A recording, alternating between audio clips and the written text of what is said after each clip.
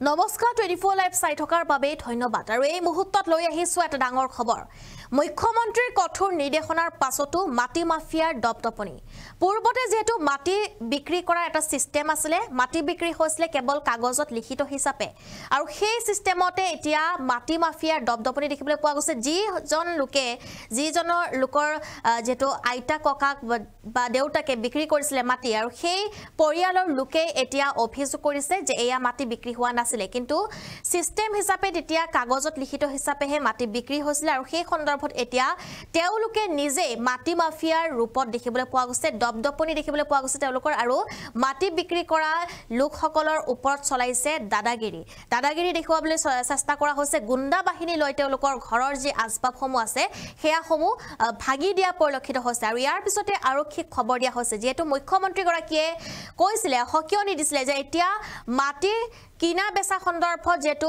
বহুতো কঠোৰ সিদ্ধান্ত গ্ৰহণ কৰা হৈছিল কিন্তু সেই সিদ্ধান্তৰ পিছতো সেই কঠোৰ হকিয়নিকো বুঢ়া আঙুলি দেখুৱাইছে এনেদৰে বহু মাটি মাফিয়াই আৰু যাৰ ফলত এতিয়া ভুক্তভোগী পৰিয়ালে হাৰাশাস্তিৰ সন্মুখীন হ'ব লগা হৈছে ইতিমধ্যে মাটি সংক্ৰান্তীয় এবাৰ বসুন্ধৰা 1-2 কামৰ ইতিমধ্যে কাম সম্পূৰ্ণ হৈ উঠিছে আৰু বসুন্ধৰা 3.0 কামকাজ চলি আছে কিন্তু ইয়াৰ মাজতো একাংশ যেটো দালালে এতিয়াও এই মাটিৰ যি বেহা বা মাটিৰ যি চক্ৰান্ত হেয়া কিন্তু তেওঁলোকে অব্যাহত ৰাখিছে এই মুহূৰ্তত আমি জনাবলৈ চেষ্টা কৰিম সবিশেষ তথ্য মুখ্যমন্ত্ৰীৰ কঠোৰ হকিয়নিক এবাৰ বুঢ়া আঙুলি উত্তৰ গুৱাহাটীৰ ৰংমহলত মাটি মাফিয়াৰ এবাৰ ভূমি দখলৰ প্ৰচেষ্টা নিখা মাফিয়াৰ কায়দাৰে ভূমি দখলৰ অপচেষ্টা চলোৱা হৈছিল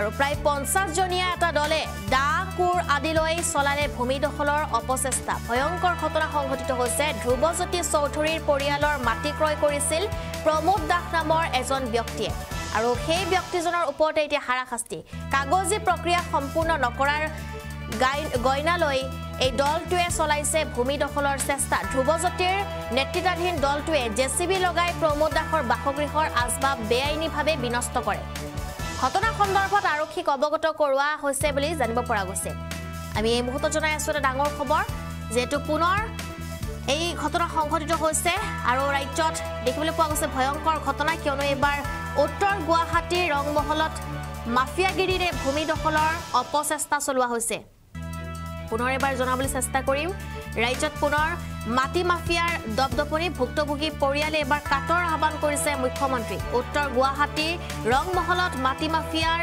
এবাৰ ভূমি দখলৰ প্ৰচেষ্টা কামৰূপ জিলাৰ উত্তৰ গুৱাহাটীৰ ৰংমহল গাঁৱত নিখা মাফিয়াৰ কায়দাৰে ভূমি দখলৰ অপচেষ্টা চলোৱা হৈছিল প্ৰায় 50 জনীয়া এটা দলে ডাকুৰ আদিলৈ চলালে ভূমি দখলৰ অপচেষ্টা জানিব পৰা মতে ধ্ৰুৱজ্যোতি চৌধুৰীৰ পৰিয়ালৰ মাটি ক্ৰয় কৰি প্ৰমোদ দাস নামৰ ব্যক্তিজনে কাগজী প্ৰক্ৰিয়া সম্পূৰ্ণ নকৰাৰ গয়নালৈ এই দলটোৱে চলাইছিল বৰ্তমান দাসৰ দখলত থকা এই ভূমি দখলৰ চেষ্টা জেচিবি লগাই প্ৰমোদ দাসৰ বাসগৃহৰ আজবাব বেআইনীভাৱে বিনষ্ট কৰে ধ্ৰুৱজ্যোতি নেতৃত্বাধীন দলটোৱে আৰু দাসৰ লগতে কেইবাজনো লোকক অপদস্থ কৰে ভূমি দখলকাৰী দলটোৱে ঘটনা সন্দৰ্ভত আৰক্ষীক খবৰ দিয়াত আৰক্ষীৰ উপস্থিতিৰ পিছত ঘটনাস্থলীৰ পৰা পলায়ন কৰে ভূমি দখলকাৰী দলটোৱে আৰু ভূমি দখলৰ এনে কাৰ্যত যেটো এবাৰ আশ্চৰ্যচকিত হৈ পৰিছে ওচৰ চুবুৰীয়া ৰাইজো ঘটনা সংক্ৰান্তত ইতিমধ্যে উত্তৰ গুৱাহাটীৰ আৰক্ষী চকীত এজাহাৰ দাখিল কৰিছে প্ৰমোদ দাসৰ পৰিয়ালটোৱে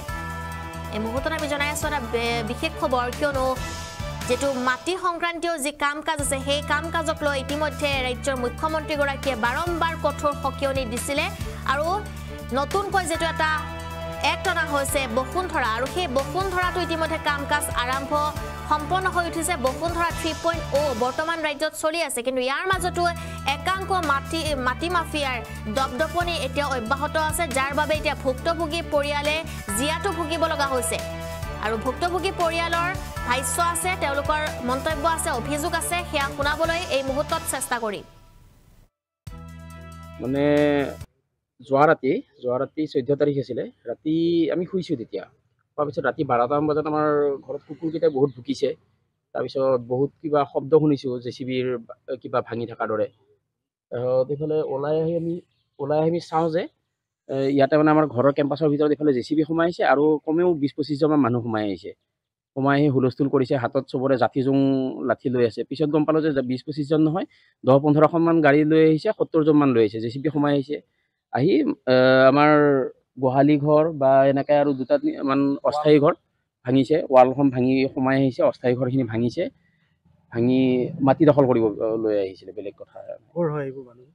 এনেই আমাৰ এইখিনি মাটি দুঘৰ মানুহৰ পৰা কিনা গৈছিলে, আমাৰ এঘৰ নেইবাৰ, তেওঁলোকৰ পৰা 2 কঠা কিনা গৈছিলে, আৰু 3 কঠা 7.5 লেচা মাটি কিনা গৈছে আমাৰ নেইবাৰ ঘৰৰ বৰদেউতাকৰ ঘৰৰ পৰা। কি নাম তেওঁলোকৰ যিটো বৰদেউতাকৰ ল'ৰা, যিজনৰ পৰা আমি 3 কঠা 7.5 লেচা কিনিছিলোঁ, তেওঁৰ নামটো হৈছে ধ্ৰুৱজ্যোতি চৌধুৰী, আৰু তেখেতৰ দেউতাক হৈছে স্বৰ্গীয় গোলক চৌধুৰী, আৰু আনজন স্বৰ্গীয় উমেশ চৌধুৰী, তেখেত ঢুকাইছে, মানে খুৰাকজন দখল কৰিব আহিছিলে আপোনাৰ ধ্ৰুৱজ্যোতি চৌধুৰী, তেওঁৰ মিছেছ, 70 জন মান চৰৰ মিয়া আহিছিলে, মতা মানুহ আহিছে, মাইকী মানুহ আহিছে। তেওঁলোকৰ হাতত মানে আপোনাৰ দাও আছে, ৰড আছে, বা এনেকুৱা লাঠি চাঠি লৈ আহিছে। লৈ আহি তেওঁলোকে মানে আমাক আক্ৰমণ কৰিছে। মোৰ বৰদেউতাৰ ল'ৰা এজন আহিছিলে, তেওঁ গলত টিপা মাৰি ধৰিছে, মোকো এইবিলাকত ঘূৰি আহিছে, মোৰ লগতো মাৰপিট কৰিছে। পিছত মানে যাবৰ সময়ত যেতিয়া গণ্ডগোলটো হয়, তাৰপিছত আমাৰ নেইবাৰেই হয়, বেজেৰা মণ্ডলৰ সভাপতি বিজেপিৰ নয়ন বৰা, তেখেত আহিছিলে, তেখেতকো মাৰিব খেদি গৈছিলে। তাৰপিছত আমাৰ গাঁওবুঢ়া আহিলে, নিৰ্মল বৰা, তেখেত আহিলে, আৰু গাঁৱৰ বাকী মানুহ আহিল। আমি 100ত ডায়েল কৰিলোঁ, তাৰপিছত চাংচাৰী থানাত ফোন কৰিলোঁ, গৌৰীপুৰ আউটপোষ্টত ফোন কৰিলোঁ, পুলিচ আহিল, তাৰপিছতহে তেওঁলোক আহিছে। আমি প্ৰায় 70 জনীয়া দল হ'ব, 10-15খন মান গাড়ী লৈ আহিছে। চৰৰ অচিনাক্ত লোক হয়, চৰৰ মিয়া। লিডিং লৈছিলে ধ্ৰুৱজ্যোতি বৰা, আৰু তেওঁৰ ধ্ৰুৱজ্যোতি চৌধুৰী, তেওঁৰ মিছেছ আৰু তেওঁৰ ল'ৰাই। ৱাল শুনি পেলাই দৰ্জা খুলি পেলাই ওলাই আহিলোঁ। ওলাই আহোঁতে মোক এই ধ্ৰুৱজ্যোতি চৌধুৰীয়ে চচা মাৰি গৈছে সেইখিনিলৈ। মোৰ লগত বহুত তৰ্ক কৰিছে, কিবা কিবি। কিহৰ কাৰণে এতিয়া সংঘাতটো আচলতে আছিল, এই মাটিখিনি তাৰমানে তেওঁলোকৰ 2টা পৰিয়ালৰ। মই মাটিখিনি কিনিছিলোঁ 99 চনতে, আৰু এজনৰ কিনিছিলোঁ 2005 চনত। কিনাৰ পিছত তেওঁলোকে এনেই টকা দিলোঁ, মাটি লিখি দিলে, কাগজ এখন সেনেকুৱা এখন আমাৰ হাতত আছে। তাৰপিছত আমি ৰেজিষ্টাৰ কৰিবলৈ, কিবা কৰিবলৈ আমি বাৰে বাৰে তেওঁলোকক লগ ধৰোঁ, তেওঁলোকে কোনোদিন লগ নধৰে, পলাই ফুৰে। ৰিংকু চৌধুৰী মানে ধ্ৰুৱজ্যোতি চৌধুৰী, তেওঁক বিচাৰি আমি, তেওঁ গুৱাহাটীত থাকে, তেওঁ গুৱাহাটীত বিচাৰি আমি নাপাওঁ বিচাৰি, এনেকুৱা হ'ল। তাৰপিছত তেওঁলোক নোহোৱাই হৈ গ'ল। টকাৰ আমাৰ সম্পত্তি আছিল, এইবিলাক কিবা কিবি নষ্ট কৰি পেলাইছে। পুলিচ আহিছে, আমি পুলিচলৈ থানালৈ খবৰ কৰিলোঁ, পুলিচ আহিল। তাৰপিছত আমাৰ ওচৰ চুবুৰীয়া ৰাইজে আহি পেলাই আমাক সহায় কৰিছে। ৰাইজ যেতিয়া ওলাই আহে তেতিয়াহে আমি বাহিৰলৈ ওলাব পাৰিছোঁ, তাৰমানে আমাক ওলাব দিয়া নাই। আক্ৰমণ কৰা ধৰতে আমাক ঘৰতে আবদ্ধ কৰি ৰাখিছে। ৰাইজ যেতিয়া ওলাই আহিল, তেতিয়া ৰাইজে আমাক মানে সহায় কৰাত আমি ওলাই আহিবলৈ ৰাস্তাত হেৰি কৰিছোঁ। তেতিয়া আমাৰ ল'ৰাক ঘূৰি আহিছে, মোৰ ভতিজা এটাক ঘূৰি আহিছে, আৰু আমাৰ যিজন বিজেপিৰ লিডাৰ এজন আমাৰ ঘৰৰ কাষতে নিকটৱৰ্তী, তেওঁকো মাৰিবলৈ অলপ যত্ন কৰিছে।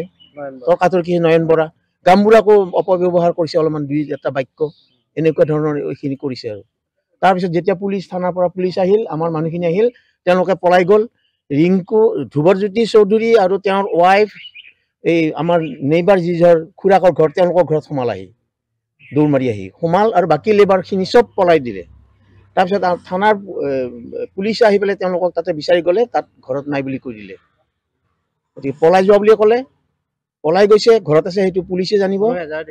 আমি তেতিয়া লগে লগে এখন 1000 দি পঠাইছোঁ, আৰু এতিয়া আমি আকৌ যাবলৈ সাজু হৈ আছোঁ।